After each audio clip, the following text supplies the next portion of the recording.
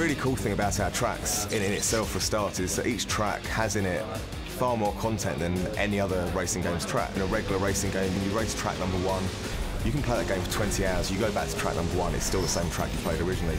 And in split second, as you go through the game, you can unlock these new power plays.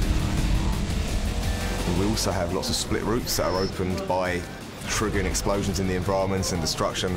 So in that respect, it's a little bit like, say, what you get in a platformer or an action game, being encouraged to revisit areas from earlier in the game and finding the new content. As you're going around the lap, different things are happening to you. The designers are introducing different features. Each lap isn't the same, each lap changes. I decided to kind of think a bit more out of the box and think about some environments that could really offer up truly spectacular moments rather than just the average stuff that you see in most games.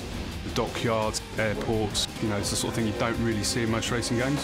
What's really cool with the cars is that you start the game, and as you go through it, you get given these 30 cars. You get awarded them by winning episodes in the TV show. And as you play through the game and you unlock certain achievements, these achievements are actually represented on your car as decals. So when you're racing online, you see some guy and his car's covered in stickers, you know he's an expert and be careful. And if it's a slightly, emptier car, they're pretty new to the game. It really means that the car itself, it actually evolves with you as you play the game. We kind of wanted to steer clear of kind of compact cars and hot hatches. We wanted something that feels big, meaty, that feels like it's, it could handle the kind of destruction that's been thrown at it by the game.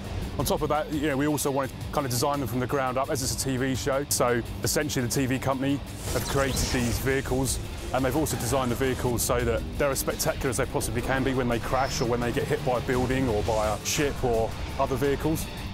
We didn't want one car to be miles faster than others. Ultimately, they all need to be competitive. So really, it's more about their handling characteristics rather than their handling abilities. If someone wants to take the car from the start all the way through the game, they can do.